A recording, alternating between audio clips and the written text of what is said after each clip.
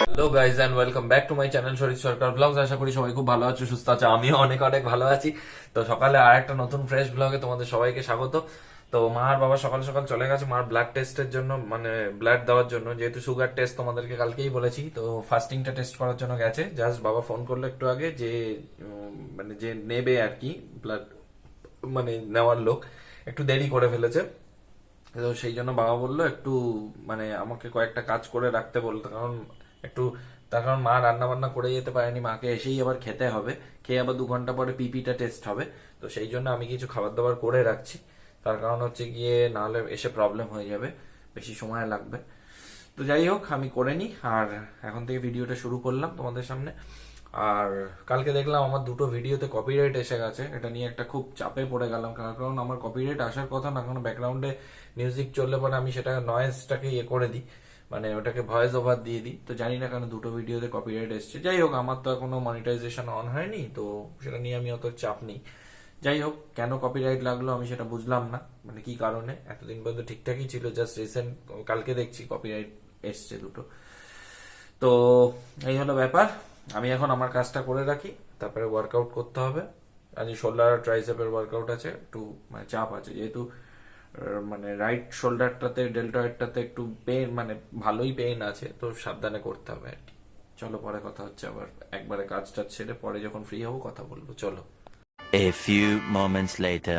তো গাইজ, আমার এখন ওয়ার্কআউট চলছে, শোল্ডার এখনো কমপ্লিট হয়নি, দেখতেই পাচ্ছ ঘাম পুরো দরদর করে ঝরছে। আর আজকে একদম শার্পস করছি, এই 7.5 কিলো ডাম্বেল বানিয়ে নিয়েছি।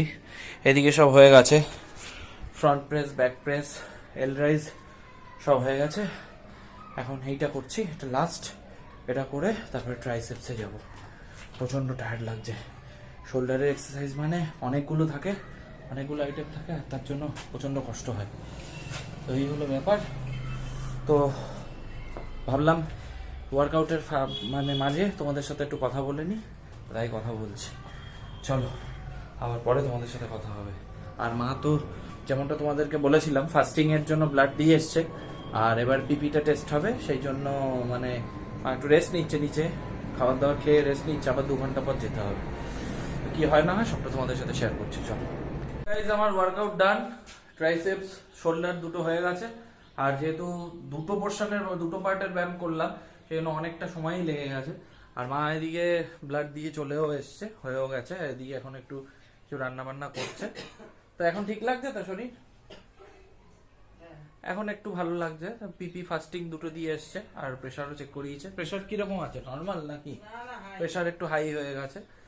তো যাই হোক, আস্তে আস্তে মানে অ্যাকচুয়ালি মেডিসিনটা ডিসকন্টিনিউ করে দেয় মাঝে মাঝে, ওই জন্যই প্রবলেম হয়ে যায়।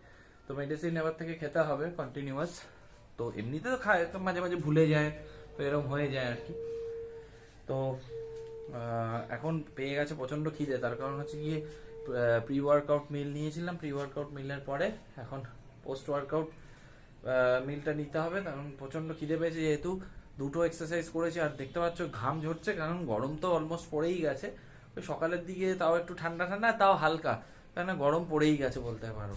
তার কারণ আজকে হচ্ছে গিয়ে 29 তারিখ, আর কালকে রাত পোহালেই 1 তারিখ, 1 মার্চ। আর মার্চ মাস মানেই গরম শুরু হয়ে গেল। এই হলো ব্যাপার। আর যে কদিন ঠান্ডা ছিল এ কদিনই ভালো আর কি। এখন বাইরে দেখতে পাচ্ছ রোদের মারাত্মক তেজ। আর আর গরমকালে অনেস্টলি বলছি, গরমকালে কিন্তু এক্সারসাইজ করতে কিন্তু ফাটাফাটি লাগে, মানে কোনো কথা হবে না, জাস্ট মারাত্মক লাগে এক্সারসাইজ করতে। তো এই চলছে। তো চলো, আবার পরে তোমাদের সাথে কথা বলছি। আবার একটু বসে নি, কারণ হচ্ছে ওয়ার্কআউটের পরে রেস্ট নিয়ে নি, গরম লাগছে প্রচন্ড।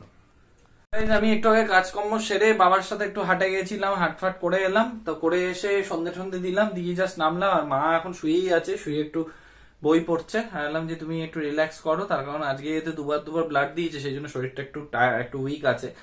তো যাই হোক, ফাইনালি আজকে মায়ের এইটা ব্লাড নেওয়াটাও কমপ্লিট হয়ে গেছে। রিপোর্টটা তোমাদেরকে কালকে জানাবো, রিপোর্টটা কিরকম এসছে। রিপোর্টটা আজকে রাত্রে পাবে হাতে, তো বাবা যাবে আনতে।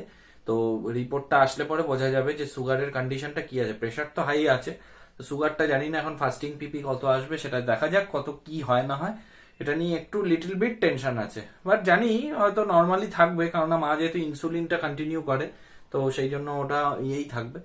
দেখা যাক কি হয়, সবকিছুই নির্ভর করছে। আর তোমরাও প্রে করো যেন মানে মায়ের সুগারের রিপোর্টটা যেন ভালোই আসে, সুগারটা যেন নর্মালি থাকে, তো সেটাই প্রে করছি, আমিও প্রে করছি, তোমরাও প্রে করো। তো আজকে এরকম ভাবে আজকে একটু টেনশনের মধ্যে থেকেই দিনটা কেটেছে। তো কি আর বলবো, মানে পার্ট অফ এ লাইফ, লাইফে কোনোদিন ভালো কোনোদিন খারাপ আমাদের লাইফে লেগেই থাকে। তার কারণ হচ্ছে গিয়ে কোনো কোনো সময় আমরা মনে করি যে আমরা খুব ভালো আছি, কিন্তু তার মাঝখানে কোথাও গিয়ে একটা কোনো প্রবলেমেটিক সিচুয়েশন আমাদেরকে ফেস করতে হ্যান্ডেল করতে হয়। তো দিস ইজ কল্ড লাইফ, মানে কখন তোমার কি হবে, আচমকা কি হয়ে যাবে, সাডেনলি হয়ে যায়, কথার দিক কি হয়ে যায় কিছু বোঝা যায় না। তো এরকম হয়ে যায় আর কি। শুধু আমার নয়, আমাদের মধ্যে প্রত্যেকটা মানুষের, আমরা যারা মধ্যবিত্ত ঘর থেকে সাধারণ ঘর থেকে বিলং করি, তাদের প্রত্যেকেরই লাইফে কিছু না কিছু প্রবলেম হতে পারে। ইনফ্যাক্ট সাধারণ ঘর থেকে কেন বলছি, বিশাল পয়সাওয়ালা লোকদেরও এরকম হতে পারে। প্রবলেম মানুষের জীবনে থাকবেই, ভগবান সেইভাবেই পাঠিয়েছেন পৃথিবীতে। তো যাই হোক, হাট বাজার করে এসে তো মানে কমপ্লিট করে দিয়েছি ওদিকের কাজগুলো, সন্ধে ফন্ধে দিয়ে দিয়েছি যেরকমটা তোমাদের বললাম। তো বাবা এখন একটু বেরোলো, আর বাবা রাতের দিকে যাবে, যে ল্যাব থেকে টেস্ট করানো হয়েছে সেখান থেকে রিপোর্টটা কালেক্ট করে নেবে। তো কাছাকাছি আছে আমাদের এখানে, ফরচুন সিটি এখানেই আছে, তো অসুবিধা নেই। আর ভিডিওটা আর বড় করছি না। আর যদি এই অবধি ভিডিওটা দেখে থাকো তাহলে মেক শিওর ভালো লেগেছে, ভালো লাগলে লাইক করে দাও, কমেন্ট করে জানাও কিরকম লাগলো, বন্ধুদের সাথে অনেক অনেক শেয়ার করো।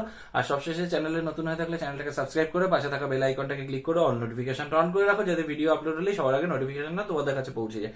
তো চলো গাইস, দেখা হচ্ছে পরবর্তী ভিডিওতে, ততক্ষণের জন্য টাটা।